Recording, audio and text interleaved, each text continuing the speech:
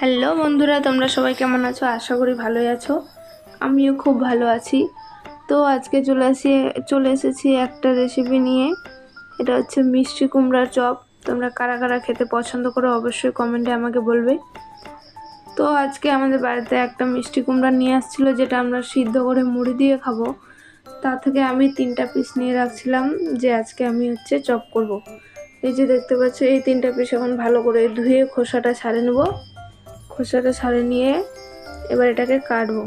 বেশি মোটাও কাটবো না, আবার বেশি পাতলাও কাটবো না, একটু যেমন সিদ্ধ যেন হয় তেলের মধ্যে ওই রকম হিসাবে কাটবো। এই যে এবার আমি এটা ছিলে নিচ্ছি। তোমরা কারা কারা মিষ্টি কুমড়া চপ বানাইতে পারো অবশ্যই আমাকে কমেন্টে বলবে। আমি একদিনও বানাইনি, আজকে ফার্স্ট টাইম বানাচ্ছি। কেমন হয়েছে বলবে তোমরা। দেখতে থাকো আমি কেমন করে বানাই। এই যে খোসাগুলো ছাড়া নিব এখন। আরও বেশি তোমরা যেরকম লোক ওই হিসাবে বানাবে। আমাদের 3টা লোক, তো আমাদের এগুলা হয়ে যাবে। আর এটা তো সব সময় খাওয়া সম্ভব না, 2 মাসে 1 মাসে একবার খাওয়া যায়। যাদের কোনো রোগ আছে ওরা তো খেতে পারবে না, কারণ এটা অনেক বারণে থাকে।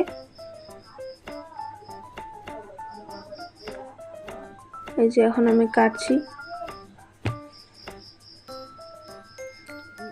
এই মিষ্টি কুমড়াটাকে সিদ্ধ করে খেলেও খুব টেস্ট লাগে। আমাদের পুরোটা তো সিদ্ধ করছিল, আমি শুধু এই কয়েক পিস নিয়েছিলাম। বিকালে যদি তোমরা বসে থাকো আর এটা ভাজে খাও, সেই লাগবে দারুণ। এই যে আমার কাটা হয়ে গেলো, দেখতে পাচ্ছ আমি কিরকম ভাবে কাটছি। বেশি মোটাও কাটিনি, আবার বেশি পাতলাও কাটিনি। এর উপরে দিয়ে দিলাম এবার নুন আর হলুদ দিয়ে একটু ভালো করে মাখবো, মাখে সাইডে রেখে দেবো। ততক্ষণে আমরা এর ব্যাটারটা বানাই নেবো। এই যে এটা মাখা নিচ্ছি, এবার সাইডে রাখলাম। তারপরে একটা বাটি নিলাম। আর তোমরা যেরকম বানাবে, যতটা বানাবে, একটা নির্দিষ্ট কোনো বাটি বা কাপ একটা ওজন করে নেবে। তো আমি এই বাটি দিয়ে 1 বাটি প্রথমে নিয়েছি চালের গুঁড়ো, আর 1 বাটি নিয়েছি বেসন। এই যে এটা বেসন।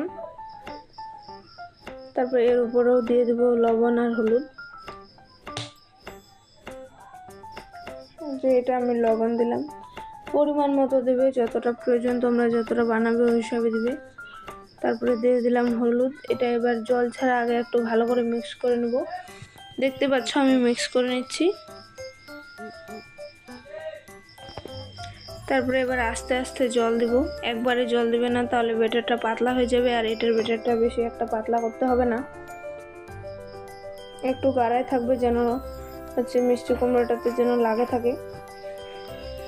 তো তোমরা একবারে জল দেবে না। আর যে বাটি দিয়ে বেসন আর চালের গুঁড়োটা মাপে নেবে, ওটা দিয়ে জল নেবে, তাহলে একটু ভালো হবে বেশি।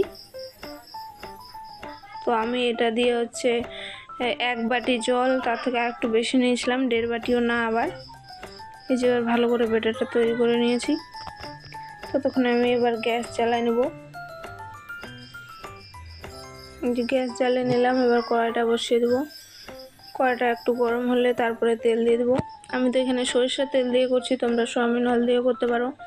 সয়াবিন অয়েল দিয়ে করলে আরও বেশি ভালো, কারণ ভাজা পোড়া সয়াবিন অয়েল দিয়ে খেলে একটু গ্যাস কম হয়।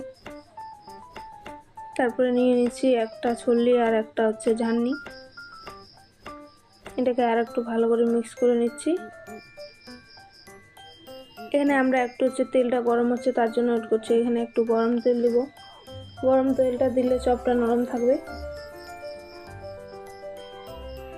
তোমরা দিলে দিতেও পারো, নাও দিতে পারো। আমি এখানে কোনো সোডা ইউজ করিনি। আর তোমরা স্যান্ডের জন্য কালো জিরা ইউজ করতে পারো, কিন্তু আমার কাছে কালো জিরা অ্যাভেলেবেল ছিলই না বলতে গেলে, তার জন্য আমি দিই নাই। কিন্তু কালো জিরাটা দিলে একটু স্যান্ড হতো, ভালো হতো। তার বদলে তোমরা মৌরিও দিতে পারো। এই যে তেলটা গরম হয়ে গেছে, এবার আমি দিয়ে দিলাম। এগুলা ফ্রাই করতে বেশি তেলও লাগে না, নর্মাল খালি এটা ডুবলেই হলো। তো আমি আস্তে আস্তে করে এবার ভাজতেছি, দেখতে পাচ্ছ তোমরা। এই যে দেখো,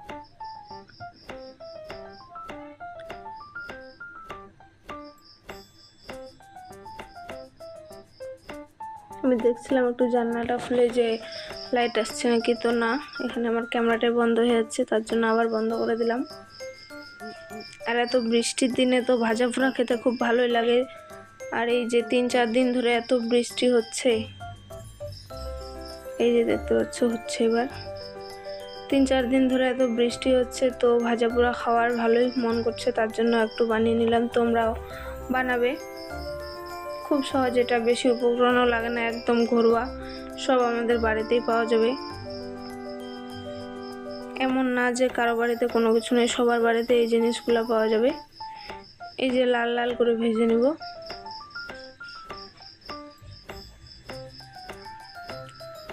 ভালোই ফুলেছে, তোমরা ক্যামেরাতে দেখতে পাচ্ছ কিনা জানি না, কিন্তু ভালোই ফুলেছিল।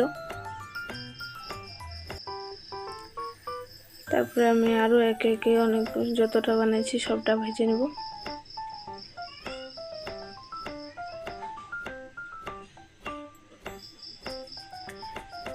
আমার যদি এরকম তোমরা আরও রেসিপি দেখতে চাও অবশ্যই আমাকে কমেন্টে বলবে, আর কি জিনিসের রেসিপি দেখতে চাও ওটাও বলবে, তাহলে আমি করে দেখাতে পারবো।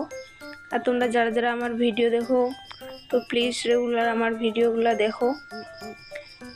আর যারা যারা নতুন আমার ভিডিওটা দেখছো, আমার চ্যানেলটা একটু সাবস্ক্রাইব করে আমার পাশে থেকো, বেল আইকনটা প্রেস করে দিও, যাতে আমি ভিডিও ছাড়লে তোমার কাছে নোটিফিকেশনটা সবার আগে যায়। আর যে ভিডিওটা দেখবে একটু লাইক করবে, লাইকটা দেখলে তাহলে একটু ভিডিও করার আরও একটু আগ্রহী হই, ভালো লাগে। চ্যানেলটা সাবস্ক্রাইব করে দিয়ে পাশে থাকবে।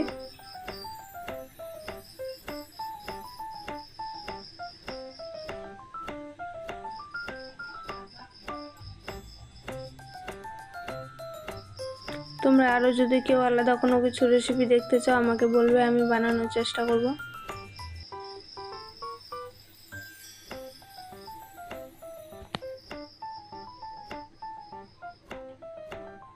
এটা বানানো খুব সহজ, একদম খুব সহজ।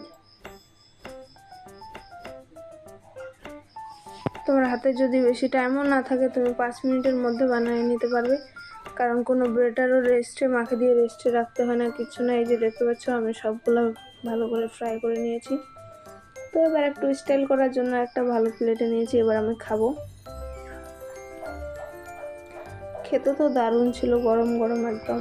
আর আমি তো জানলার পাশে বসে খাচ্ছি, আর বাইরে এত বৃষ্টি হচ্ছে, কি আর বলবো। দেখা হচ্ছে নেক্সট ভিডিওতে। ভিডিওটাকে লাইক করে পাশে থাকবে।